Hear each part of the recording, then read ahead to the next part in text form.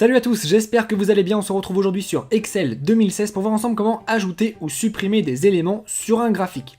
Alors lorsque vous êtes dans un graphique, exactement comme c'est le cas ici, eh bien il y a tout un tas d'éléments que vous pouvez ou non afficher et que vous pouvez un petit peu personnaliser au niveau de l'emplacement. Vous pouvez par exemple afficher ou non un titre de graphique, la légende de vos séries, les axes verticaux, les axes horizontaux, etc. Jusque par exemple des courbes de tendance, des statistiques d'erreur et d'autres choses très avancées comme cela. Alors pour afficher ou masquer tous ces éléments, comment faire? Eh bien il suffit tout simplement de sélectionner votre graphique en cliquant n'importe où dedans, puis vous rendre dans création de graphique, juste ici dans votre ruban, et d'aller sur l'icône ajouter un élément graphique. Et là vous avez un volet déroulant qui s'ouvre avec tous les éléments que vous pouvez ajouter ou supprimer de votre graphique. Alors naturellement, selon le type de graphique, vous n'aurez pas forcément les mêmes éléments.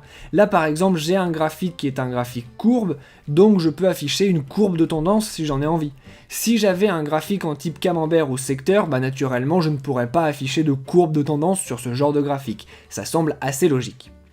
Donc ici vous avez tous les éléments que vous pouvez soit ajouter, soit enlever.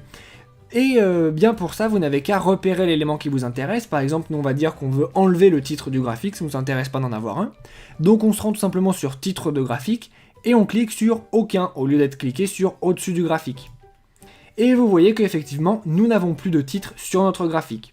Si on veut ajouter quelque chose, on fait exactement de la même manière. On retourne sur ajouter un élément graphique et on va par exemple ajouter une courbe de tendance avec des lignes, une courbe de tendance, pas des traits.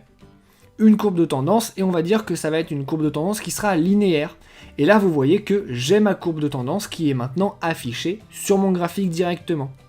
Vous savez donc maintenant comment ajouter ou supprimer des éléments d'un graphique dans Excel 2016.